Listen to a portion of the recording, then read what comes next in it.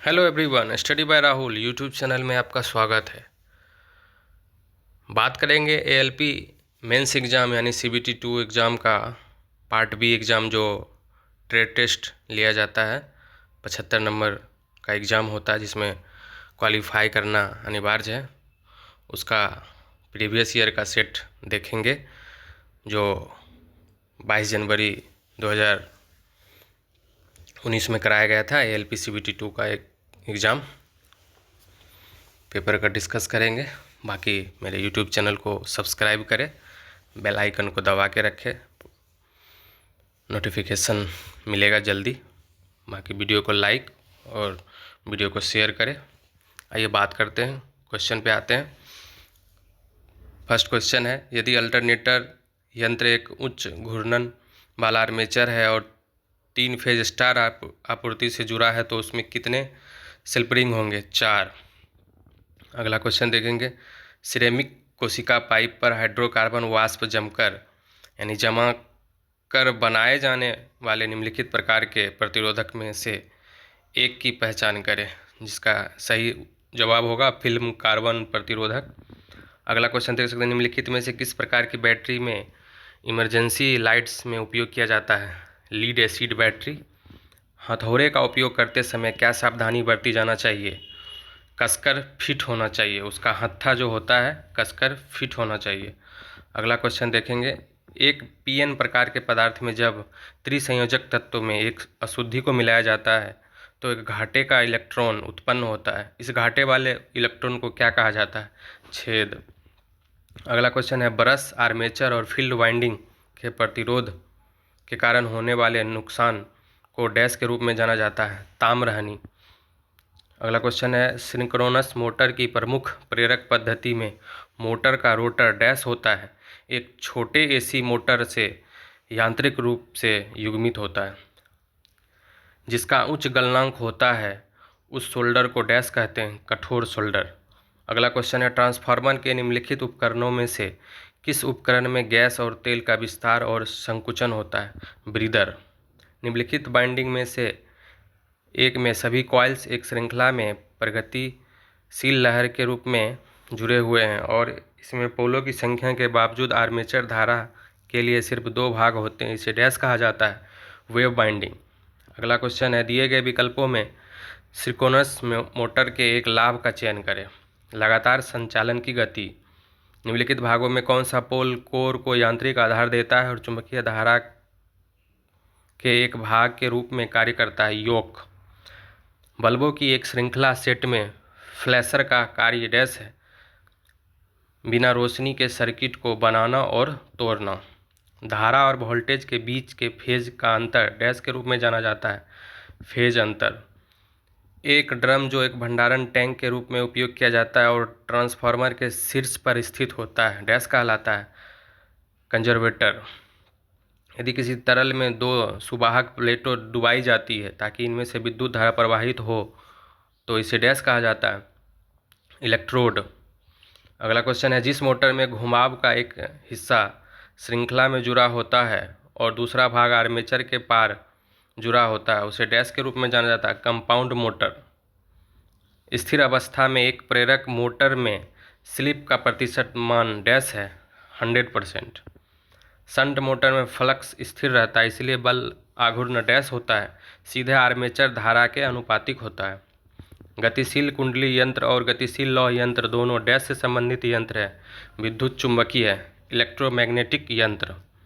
निम्नलिखित में से कौन सा रोधक पदार्थ कपास के टुकड़े के रासायनिक उपचार से बनाया गया है?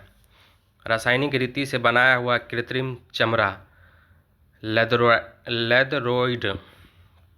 एक स्लिप रिंग प्रेरण मोटर डैश है? उच्च तांबा हानि होती है? किसी वस्तु के प्रति सेकंड उत्सर्जित प्रकाश ऊर्जा की कुल मात्रा डैश में मापी जाती है? लूमेंस। लीड एसिड बैटरी के अतिभारण और अतिनिर्वहन के परिणाम स्वरूप डैश होगा? बकलिंग प्रभाव। वो बाइंडिंग जिसमें प्रत्येक स्लॉट में केवल एक साइड होती है उसे डैश कहा जाता है? एकल परत बाइंडिंग। ट्रांजिस्टर के एमीटर धारा वोल्टेज वक्र के अनुसार एमीटर धारा डैश के साथ तेजी से बढ़ जाती है? एमीटर वोल्टेज में वृद्धि होती है? अगला क्वेश्चन है अर्थिंग यानी कि अर्थिंग के संबंध में ISI निर्देशों के अनुसार इलेक्ट्रोलिटिक क्रिया से बचाने के लिए अर्थ का तार डैश होना चाहिए। अर्थ इलेक्ट्रोड की तरह की धातु होना चाहिए। अधिकतम मांग सूचक एक मीटर है जो डैश को रिकॉर्ड करता है। उपभोक्ता की अधिकतम मांग। क्लास C एम्पलीफायर की कार्यक्षमता निम्न में से कितनी होती है? 70% से 75% के बीच। निम्नलिखित में से किस बाइंडिंग में कॉइल ओवरलैप करते हैं और कुंडली रखने के बाद आर्मेचर पीछे की दिशा में घूमता है? Lap winding. निम्नलिखित विधि में से एक को पहचाने जो केवल 3 फेज के लोड की आपूर्ति करने में सक्षम है। Delta connection. उच्च वोल्टेज की प्रति सुरक्षा के लिए निम्नलिखित में से कौन सी त्वरित रोधक लाइटिंग अरेस्टर्स का इस्तेमाल होता है? Thyroid lighting arresters. निम्नलिखित में से किस गति नियंत्रण विधि में आर्मेचर के साथ श्रृंखला में जुड़ी एक रियोस्टेट की सहायता से आर्मेचर के धारा को परिवर्तित कर नियंत्रण हासिल किया जाता है? आर्मेचर नियंत्रण विधि द्वारा। परिवर्तक में AC को DC में डैश द्वारा रूपांतरित किया जाता है। मोटर जनरेटर सेट के द्वारा। तुल्यकालिक यानी सिंक्रोनस मोटर में मोटर की AC पावर का मान डैश होता है √3 VI cos phi। Volt meter के साथ उच्च वोल्टेज को मापने के लिए उपयोग किया जाने वाला ट्रांसफार्मर डैश होता है पोटेंशियल ट्रांसफर, इसे PT कहते हैं। प्लेट अर्थिंग में तांबा प्लेट का आकार डैश होता है 60 सेंटीमीटर 3.1 मिलीमीटर। अगला क्वेश्चन है यूनिवर्सल मोटर को DC आपूर्ति पर एक AC मोटर के रूप में चलाने के लिए कम्यूटेशन को डैश हटा दिया जाता है? आर्मेचर कॉइल्स और कम्यूटेटर सेगमेंट के बीच प्रतिरोध डालकर। अगला क्वेश्चन रिवर्स वोल्टेज की मात्रा जिस पर डायोड में धारा का प्रवाह शुरू होता है उसे डैश कहा जाता है? Breakdown voltage. UPS में कम शक्ति UPS की सीमा डैश तक होती है 30 kVA। ऊर्जा के अपव्यय जो गर्मी के रूप में प्रकट होता है के फलस्वरूप होता है हिस्टेरिसिस। निम्नलिखित में से किस पारा मर्क्यूरी लैंप में बायोनेट टोपी में दो मुख्य एक सहायक इलेक्ट्रोड शामिल होते हैं? Mercuric BioNTech type lamp.